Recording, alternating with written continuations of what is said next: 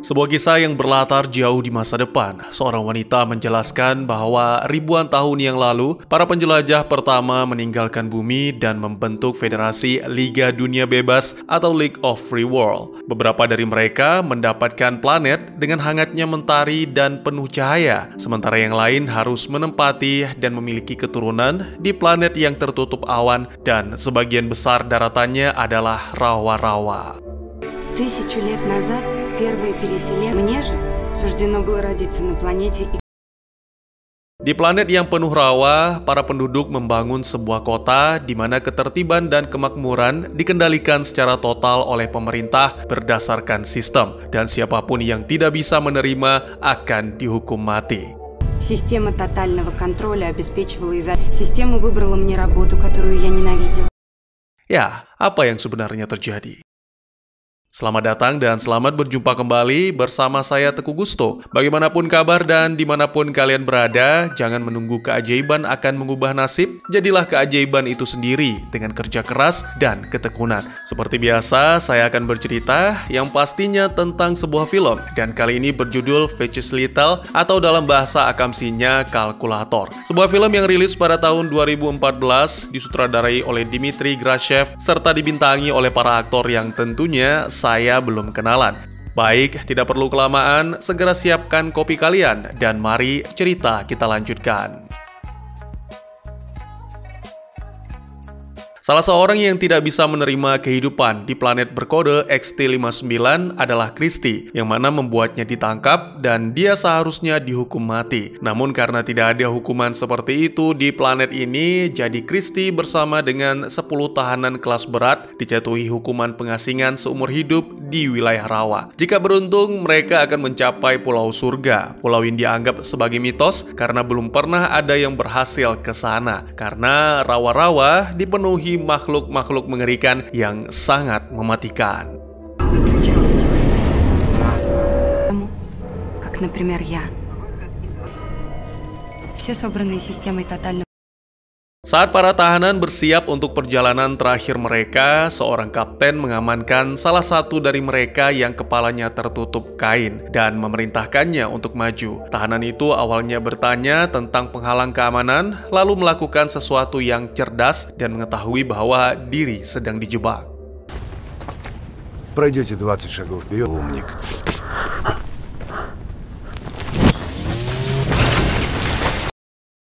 Kapten memerintahkan untuk menonaktifkan pelindung tak terlihat tersebut, kemudian membaca hukuman dan membuka kain pada kepala si tahanan, serta memerintahkan anak buahnya untuk memberikan peti logam berisi perlengkapan bertahan hidup seadanya. Semua tahanan diberi waktu 1 jam untuk pergi, atau para penjaga akan menembak mereka di tempat. Salah satu tahanan wanita menjadi histeris, mengklaim bahwa dia seorang turis dan tidak sepantasnya mendapat hukuman seperti ini. Wanita itu pun mencoba kabur, tapi Christie segera menangkap dan menenangkannya.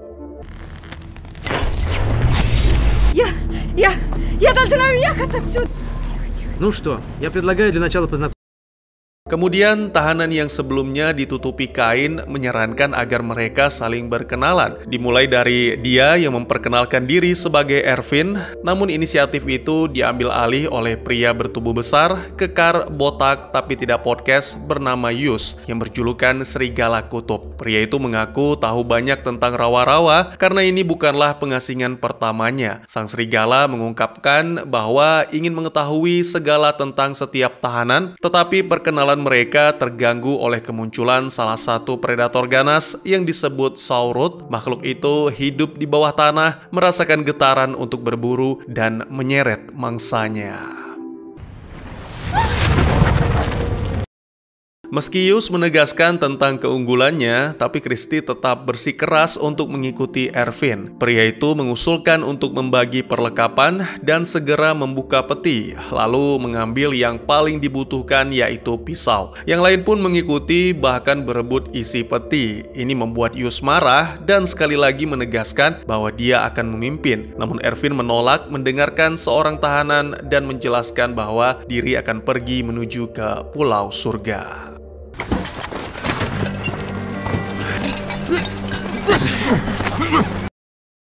Kristi bergabung dengan Ervin dan berharap bisa mendapatkan bagian mereka sebelum berpisah. Sayangnya kelompok Yus berusaha mengklaim bahwa seluruh perlengkapan itu adalah milik mereka. Tetapi Ervin segera mengancam, mengingatkan bahwa setiap usaha tahanan untuk saling menghabisi satu sama lain akan berakhir dengan ditembak di tempat. Группа может выжить, а поодиночке шанс... Tak punya pilihan, sang serigala kutub pun memberikan perlengkapan termasuk beberapa makanan kepada Ervin dan Kristi. Karena itu belum cukup, Ervin meminta peti logam dan sebagai gantinya dia akan menyerahkan seluruh makanan miliknya dan milik Kristi. Tentu saja Yus setuju, lalu segera memerintahkan kelompoknya untuk memulai perjalanan. Kristi meminta Ervin membantu si wanita turis bernama Maria, tapi Ervin menolak, menganggap Maria dalam tanda kutip sudah mati setelah memperhatikan kondisinya. Я без нее никуда не пойду.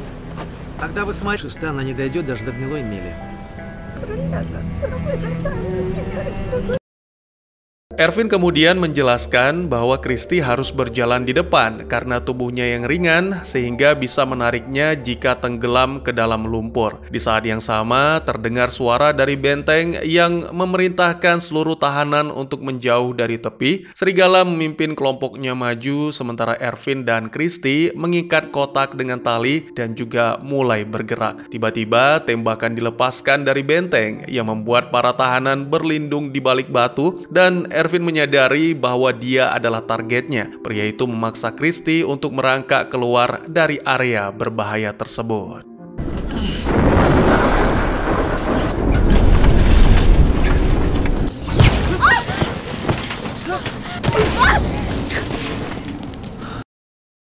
Dalam perjalanan, Kristi cemas melihat makhluk kecil yang merayap. Namun Ervin meyakinkan bahwa makhluk itu tidaklah berbahaya dan bahkan bisa dikonsumsi dalam keadaan darurat, yang mana akhirnya itu membuat Kristi jijik. Если ими объешься, у них слабые токсины. Segera mereka mencapai tempat yang cukup aman dan memastikan bahwa kelompok Yus mengikuti jejak mereka. Kristi memperhatikan bagaimana Ervin mampu memperhitungkan semua dengan cermat di awal dan selalu menemukan solusi untuk setiap masalah. Penasaran, Kristi pun bertanya-tanya siapa sebenarnya Ervin sebelum diasingkan. Selain itu, Kristi juga mengungkapkan keraguannya terhadap Pulau Surga, tetapi Ervin dengan tepat mengatakan bahwa jika pulau itu tidak ada, para kroco pemerintah tidak akan mencoba menghabisinya. Ya, meskipun ini adalah pertama kalinya Ervin berada di rawa, Ervin yakin dia bisa menemukan jalan. Тебе еще не поздно поменять решение. Иди к волку, но со мной тебе тоже придется делать то, что я тебе велю.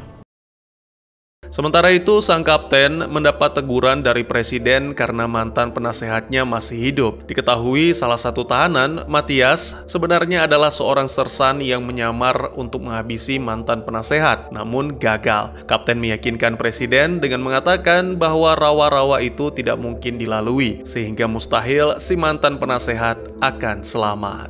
Что, еще жив? Вы же просили деликатно. Деликатно, прям на невод. И все. Kembali ke rawa-rawa, Kristi dan Ervin menemukan aliran air yang bisa digunakan untuk membersihkan diri. Saat Kristi mencuci wajahnya sambil merenungkan nasib yang kurang beruntung, tiba-tiba Ervin datang meminta Kristi untuk tidak bergerak. Ternyata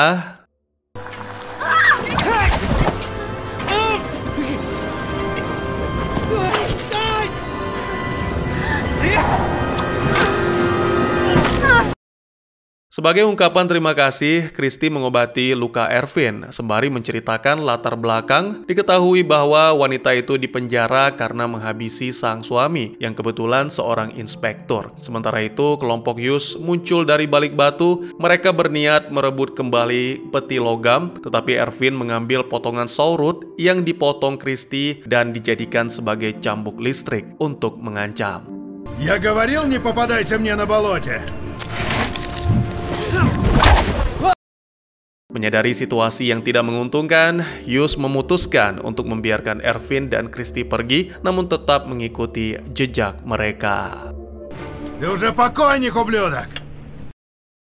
Ervin mengungkapkan bahwa di sekitar Pantai Busuk ada tempat di mana mantan tahanan tinggal dan Yus adalah pemimpin mereka. Sementara itu, pria yang dimaksud masih mengikuti jejak, berharap Ervin dan Christy lebih dulu terkena perangkap rawa. Namun Ervin sepertinya terlalu OP. Tidak hanya cerdas, tapi juga cermat. Dia dengan cepat mengetahui kemunculan Saurut di tanah, lalu mengajak Christy untuk rebahan dan diam. Sebaliknya, kelompok Yus tidak menyadarinya, sehingga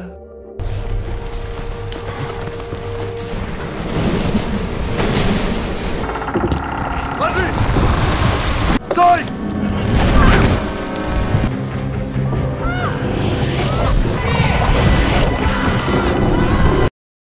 sementara itu, Presiden kembali menghubungi Kapten, memastikan bahwa dia telah mengambil tindakan yang diperlukan. Ya, anak buahnya sedang mengikuti jejak para tahanan di wilayah rawa. Kembali ke tokoh utama kita, Ervin dan Christy, yang memutuskan untuk beristirahat. Ervin bersedia menceritakan tentang dirinya kepada Christy jika berhasil memecahkan teka-teki tentang harga sebatang coklat. Seorang gadis kecil kekurangan 10 koin untuk membeli, sementara seorang bocah laki-laki kekurangan 1 koin. Berapakah harga coklatnya? Sayangnya Christy malah tertidur. Beberapa waktu kemudian, suara gemuruh membuat Christy terbangun yang ternyata berasal dari gerombolan makhluk-makhluk kecil nan ganas.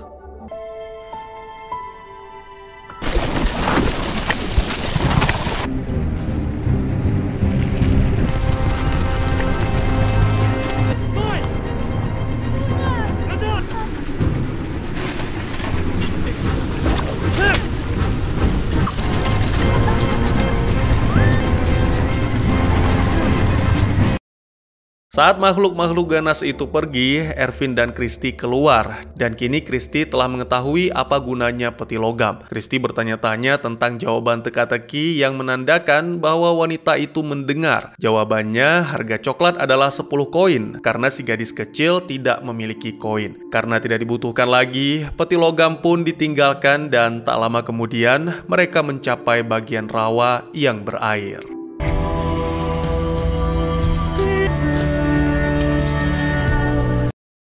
Sementara itu, sisa kelompok Yus masih terus mengikuti jejak. Ketika Yus memutuskan untuk beristirahat, seorang tahanan wanita bernama Lela menolak, mengatakan bahwa mereka mungkin akan kehilangan jejak Ervin dan Christy. Dan kemudian Lela secara tidak sengaja mengatakan bahwa Ervin adalah mantan penasehat presiden, lalu berlari meninggalkan kelompok sehingga terjadilah keributan. Dan pada akhirnya, Yus terjebak dalam lumpur. Господь!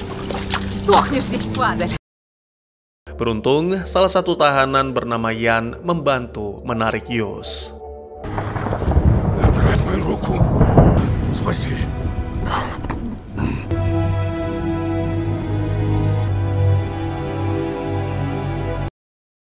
Malam hari, Ervin dan Christy kembali beristirahat. Kali ini Ervin memaksa Christy memakan makhluk kecil sembari mengakui bahwa diri sebenarnya adalah penasehat presiden. Namun selama menjabat, hati nuraninya selalu tersiksa. Jadi dia mengumpulkan banyak informasi untuk mengungkapkan kebusukan sistem kepada publik. Pemerintah menyadari bahwa mereka tidak bisa melenyapkannya secara diam-diam. Jadi Ervin ditangkap dan dikirim ke rawa.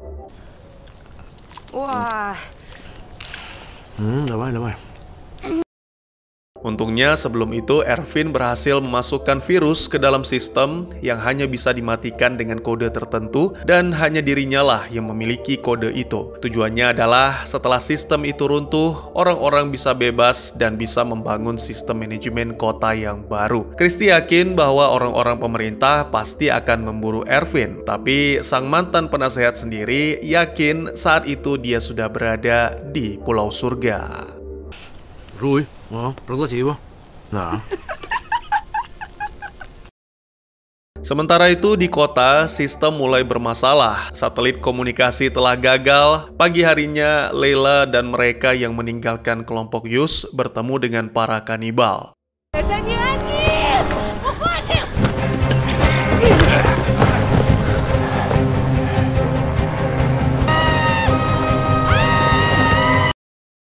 Mendengar teriakan mereka, Kristi mengutuk siapapun yang menciptakan hukuman ini. Ervin mengakui bahwa dialah yang membuatnya karena dia pikir itu lebih manusiawi. Kristi menjadi emosional dan memarahi Ervin, memintanya untuk membakar dirinya sendiri agar tidak ada yang mengetahui kode. Akhirnya tidak hanya Kristi, Ervin pun larut dalam emosi, berteriak memanggil para kanibal atau Saurut agar menghabisinya. Saat suasana lebih tenang, Kristi mengakui bahwa dirinya ditawari kebebasan asalkan membunuh Ervin, tapi Kristi menolak.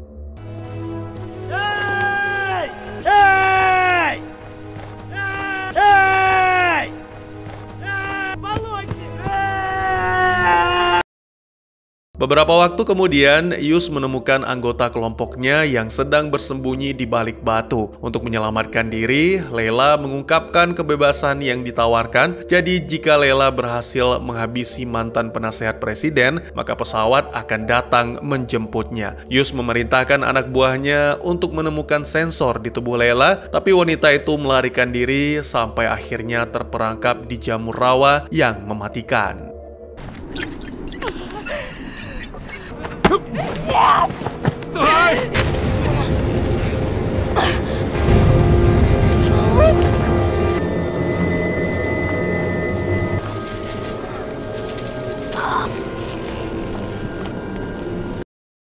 Menyadari mata-mata mereka telah tewas, Kapten mempersenjatai Sersan Matthias dan mengirimnya untuk memburu Ervin. Kembali ke rawa, Ian berhasil menyusul Ervin dan Kristi. Saat terganggu oleh Ian, Ervin jatuh ke dalam perangkap Yus. Dan pada momen ini, Yus mengungkapkan rencananya untuk menukar Ervin dengan kebebasan. Ervin yang terikat meminta Kristi untuk melarikan diri, namun wanita itu malah tetap setia bersama Ervin. Lalu meskipun dipaksa, tapi Ervin tetap menolak untuk berjalan. Dengan cerdik, dia memanfaatkan Yus agar tak perlu berjalan.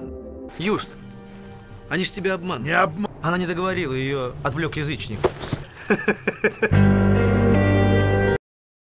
Beberapa waktu kemudian, mereka pun tiba di Rottenschool, penjara yang ditinggalkan, dan kini menjadi tempat tinggal para narapidana liar. Salah satu tahanan bernama Job yang tiba lebih dulu melihat seorang petugas di sana yang mana menandakan bahwa Matthias dan anak buahnya sudah tiba. Setelah bertemu, Yus dan Matthias pun sepakat untuk menukar Ervin dengan kebebasan. Sayangnya Ervin sudah melarikan diri, namun dengan alat pemindai, Matthias menemukan dua orang yang masih hidup tengah bersembunyi.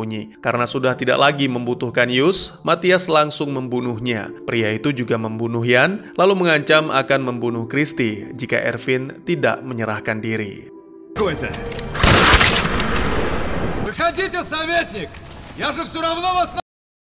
Di sini Ervin mendapat bantuan dari Job, namun ketika menyerahkan diri, tiba-tiba saja Yus bangkit dan langsung menusuk kepala Matthias dengan tombak. Karena Ervin adalah orang penting, maka Yus melarangnya ke Pulau Surga. Namun Ervin tetap berkeras karena ini adalah satu-satunya kesempatan untuk membuat sebuah perubahan. Yus hanya tersenyum, akhirnya pria itu bisa mengakhiri penderitaan menuju kebebasan abadi. Спасибо. Ты должна... Kristi masih tak sadarkan diri akibat terkena peluru bius. Beberapa waktu kemudian, akhirnya mereka tiba di tepi pantai. Pulau Surga ada di seberang dan tertutup kabut. Kini mereka harus menemukan cara untuk menyeberang atau mati kelaparan. Beruntung Ervin memperhatikan gerakan dari pulau-pulau kecil. Ternyata itu adalah tanaman yang mengapung dan mereka pun menggunakannya sebagai pengganti rakit. Di pusat penjara, kerusakan sistem telah memutuskan komunikasi dengan presiden. Karena Matthias masih belum juga melaporkan kondisinya, Kapten mengirimkan prajurit lain untuk memburu Ervin. Найдите и уничтожьте его, если он вернется. 2 hari telah berlalu, tanpa adanya angin, pulau mereka seperti tidak bergerak dan secara perlahan kini mulai tenggelam. Secara diam-diam, Job mengorbankan diri, sama seperti Yus, pria itu merasa perjuangannya sudah cukup dan memutuskan untuk meraih kebebasan abadi. Beberapa waktu kemudian, tiba-tiba saja Christy merasakan hembusan angin. Ternyata itu dari pesawat dikendarai oleh prajurit yang dikirim kapten. Wanita itu langsung membidik Ervin dan juga Christy, namun di saat-saat terakhir mendadak pesawat itu mati karena virus Ervin telah melumpuhkan seluruh sistem kendali. Sangat mengejutkan, ternyata di balik kabut itu adalah air terjun. Ervin mengaku tidak pernah memperhitungkannya, namun dia tidak kehabisan ide. Pria itu membungkus diri dan juga Christy untuk mempraktekkan hukum Archimedes. Вот это я не просчитал.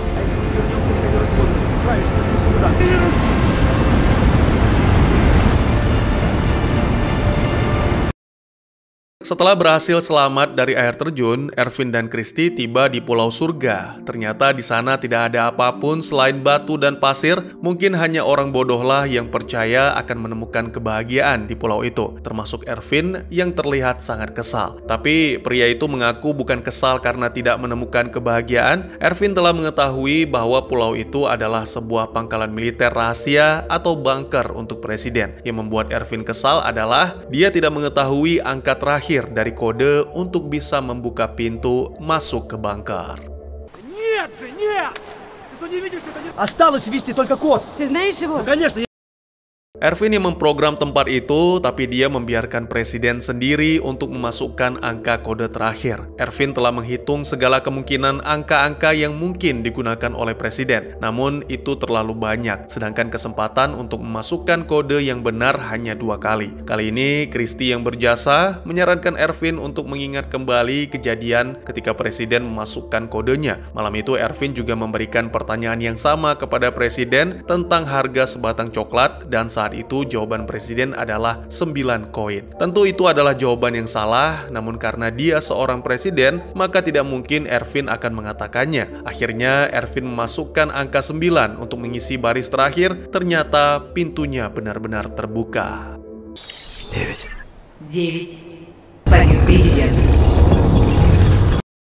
Ervin mempersilahkan Christy pergi dengan menggunakan pesawat karena itu adalah pesawat dengan single seat. Namun wanita itu menolak karena dia mencintai Ervin dan ingin terus bersama. Придумай что-нибудь, чтобы мы улетели вдвоем. Ты... Ну иди! Когда я останусь с тобой. Film pun ditutup dengan menampilkan Ervin dan Christy yang pergi meninggalkan XT-59 dengan menggunakan pesawat. Sebuah penjelasan dari Christy bahwa mereka berhasil ditemukan oleh Federasi, dan di sini Ervin membeberkan semua kebusukan pemerintah. Kemudian Federasi pun mengirimkan pasukan perdamaian untuk memusnahkan sistem, sehingga rakyat pun kembali hidup damai. Namun, sangat disayangkan 10 tahun kemudian pemerintah menerapkan sistem baru yang bahkan kali ini lebih buruk dan kejam dari sebelumnya. Dan tamat.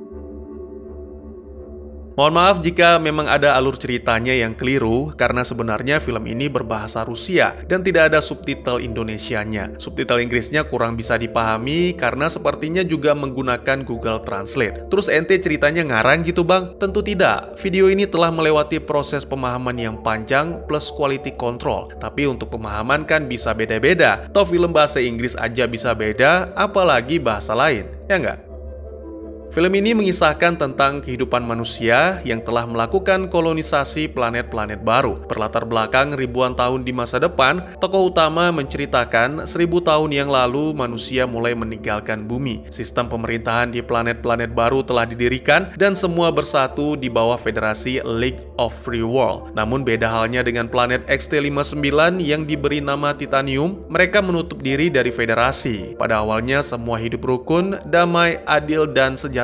Semua peraturan dan hukum diatur dengan menjunjung tinggi nilai-nilai kemanusiaan. Bahkan hukuman mati dan penjara seumur hidup ditiadakan agar orang-orang mendapat kesempatan untuk memperbaiki hidupnya di tempat lain. Sayangnya, presiden yang ingin mempertahankan kedamaian tersebut malah memberikan kendali penuh ke sistem, sehingga menyebabkan rakyat menderita.